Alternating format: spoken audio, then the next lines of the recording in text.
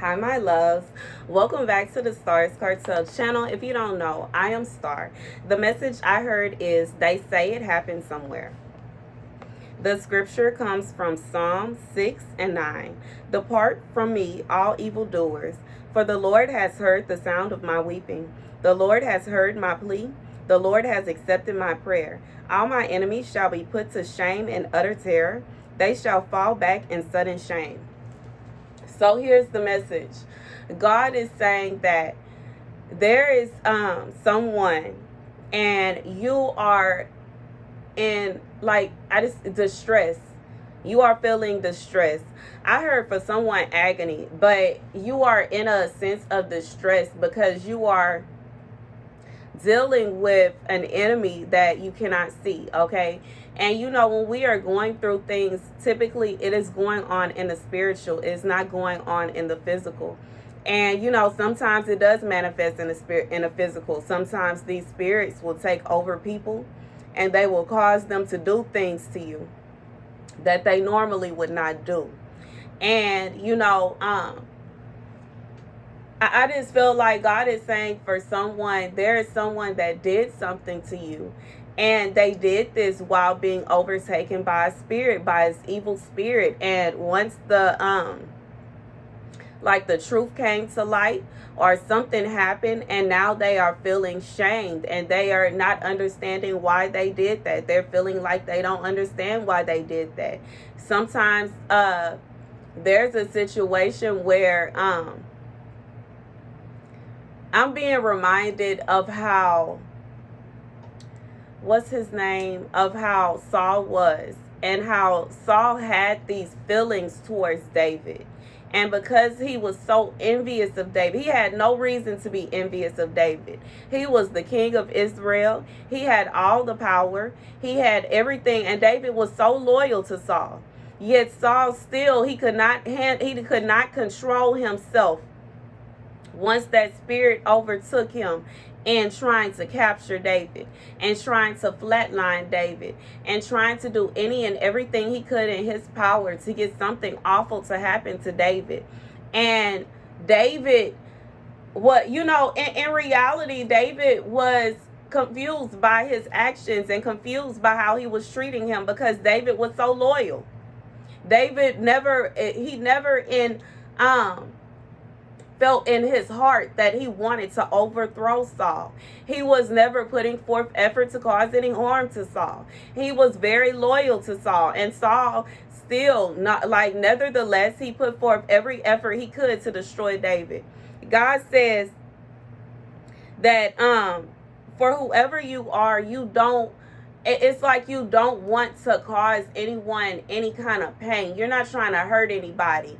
But this person that is somebody that is coming after you. You don't understand why. You may even care about, this may be somebody that you love, and you really just don't understand why they keep trying to deliberately do things to hurt you. They are going out of their way to cause you pain. They're going out of their way to do mischief. They're going out of their way to stir up drama, to stir up problems, to stir up trouble. God says that he does not allow evildoers in his camp. There will be no one that is going around stirring up trouble in his camp. He says, depart from me, all evildoers, for the Lord has heard the sound of my weeping. God says he heard your cries. He saw everything that happened. And, you know, this is someone that they try to say that they didn't do that. And they would never do that. And why would they do that? God says somehow, some way it happened, though. But it happened. But it happened. They would never do that, but it happened. But they did it. They said they will never do anything, but they did it. But they did it. God says, the Lord has heard my plea. The Lord has accepted my prayer. God said he heard your prayers. He accepts your prayers. He understands what's going on. He understands what's going on. God is not someone that can be conned. God is not someone that can be deceived. God is not someone, it can be easy for someone to manipulate a situation with someone that cannot physically see what's going on. If there's a situation where Someone, they try to bait you into saying something about somebody, or they try to bait you into doing something, or they try to bait you in some kind of trouble. God says that he saw that. Now, they may be able to go to somebody else and twist the story around and turn it around and make it seem like you are just so bad and you are just so wrong and leave what they did out. But God said he saw all of it. And somewhere he saw what happened. I just got a confirmation. I just got a notification. God says he saw it. He saw it. He saw. But God saw. But God saw that. But God saw that. But God saw that. But God saw. And this is someone, they are trying to defend themselves. They're trying to say they did no wrong. God says they shall be put to shame. They shall be put to shame.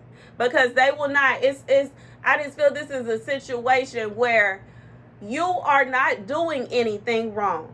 You have done no wrong. You have done nothing to this person. You have put forth no effort to do anything wrong to this person. Even what they are trying to blame on you, you did not do. But they're trying to twist it around to where it's your fault and hide their hand. God said he saw that. He saw that. He saw that. He saw that. God said they can't hide nothing from him. They cannot hide anything from God. They may have been able to hide it from other people. These people, they may not have been able to see that. Maybe they didn't see when this person kept poking you. They didn't see when this person was doing to you. They didn't see how this person stole from you. They didn't see that this person kept trying to put spells on you. But God said he saw all that. They want to go about and they want to twist it around and make it seem like it's your fault. But they just keep messing with you. And they keep picking on you. And they just keep poking you. And they just so... And God said he saw.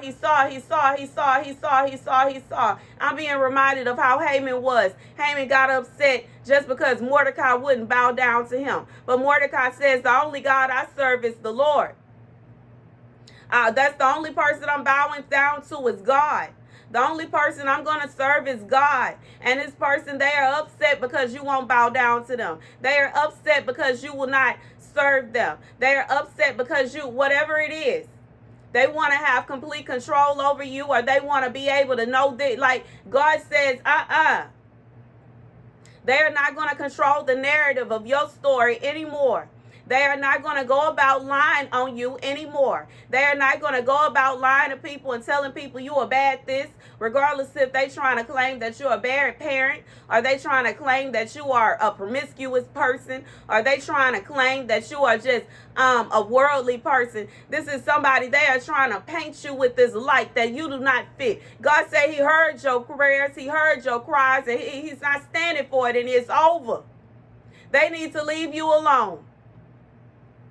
That's what they need to do. They need to stop trying to control you. They need to stop trying to control your narrative. They need to stop trying to control your story. They are not going to be able to get you to run into the fire. They're not going to be able to get you to go and do evil. They're not going to push you towards the evil path. God says that time is up. It's over. It's finished. It's done.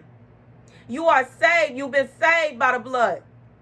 God says he has washed you clean. No more sins for you. No more bad for you. No more of that. And I understand some people, when I talk like this, they like to go in the comments and say, well, I was never a bad person. I never did any sin and I'm perfect. That's fine. This message is not for you. This message is for people that know that they used to sin and God saved them. They know that they used to sin and God saved them. And there is somebody that is trying to paint you in a light of who you are not. There is somebody that is trying to paint you as this person you used to be and you're not there no more. They keep trying to push you towards that way. They keep insisting that you are that way. They're doing these things on purpose because they want you to fold and go back to who you used to be. God said he won't stand for it. He will not stand for it. He will not allow it. God said he worked hard on saving you. He went the mile, and he went the extra mile to go and get you. He left the 99 to go and get his lost sheep, and he got you, and he has you with him. He threw a party in heaven for you. He is not about to let you go. This demon is not going to be able to push you back to being a sinner. This demon is not going to be able to turn you away from God. God says that you are his joy. the apple of his eye. He is not going to allow you to turn back away from him ever again. It's over. It's finished. It's done. God said he's not playing about you. He said he's serious about this. If this person want to sin, that's their business, so be it. But they not finna pull you into it. They not going to drag you into it. They going to have to let it go. They going to have to move on. They're not going to be able to control that narrative. The way that Haman kept trying to say that the Jews were just so awful and they're just so bad and they just doing this and they doing that. And God said, not his child. No. No, he's not going to allow them to lie on you anymore. No, he's not going to allow them to set up traps for you and expect you to fall in it anymore. Every pit that they dig, they gonna fall into it. God says that time is up. For some of you, even in the past, they were doing this to you, but you couldn't see it because you weren't with God. But God says you are with him now. No more traps will you fall into. No more will they set up traps and try to say that you doing this and you doing that and this and no. That is over. It's finished. It's done. If they don't want to believe that God saved you, that is their business. That is between them and God. But they are not about to pull you into it. If they don't want to believe that God can save, that's their business. That is between them and God. But they are not going to try to paint this picture and make you out to be this bad person, make you out to be just awful and sinful and all these things when you are simply not that. God says you are washed in the blood. God says he has made you new. God says that he is covering you right now and he is lifting you up, and that's the end of it. Nobody gonna be able to pull you down. Nobody will be able to drag you down. Nobody will be able to drag you into a pit. Nobody will be able to convince a lion to attack you. God says you have done no wrong and you will not receive punishment when you have done nothing wrong. And that's the end of it. God says they will be put to shame. All my enemies shall be put to shame in utter terror. They shall fall back in sudden shame. God says every time they try to take 10 steps forward to attack you, they'll fall back 20, and that's the end of it. God says they will be better off if they will just leave you alone. Just like Haman, he was so excited to do what he did to the Jews, wanted to do to the Jews. He was so excited to build up these machines to take them out, and he wanted to do this and he wanted to do that, because how dare they not want to bow down to him? God says this person is upset because you don't want to bow down to them and become the sinner they want you to be. You are not that. That's not who you are. That's not who you are. That's not who you are. That's not who you are. It's not who you are. It's not who you are. You've been washed clean in the blood. They can let that story go. They can let that dream go. That's not who you are.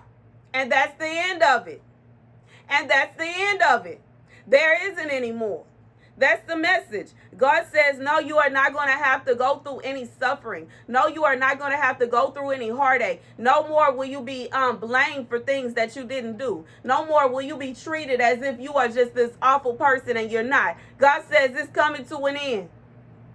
It's wrapping up. God says this spiritual battle that he is fighting, he's fighting this battle. God is fighting this battle. God is fighting this demon. God is handling this spirit. God is dealing with this for you, because he, as he has said, he is the good shepherd, and he will leave the 99 to go after the one.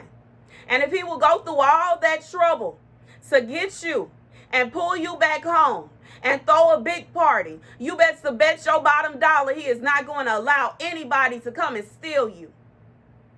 And that's what this person is trying. They're trying to steal you away from God. God said, you belong to him. You are his. You are his. You are his. This is just like somebody, sometimes you have to be careful when you have animals and you allow them around certain people, because they'll try to be nice to them, give them food, and try to talk to them all sweet. And eventually you'll come home and find out this person stole your animal, because they have been confusing the animal into thinking that they're the master. God says no more will that. That's not going to happen to you. This person is not going to be able to do you that way. They're not going to steal you away like that. They're not going to capture you and give you away. This is somebody, they're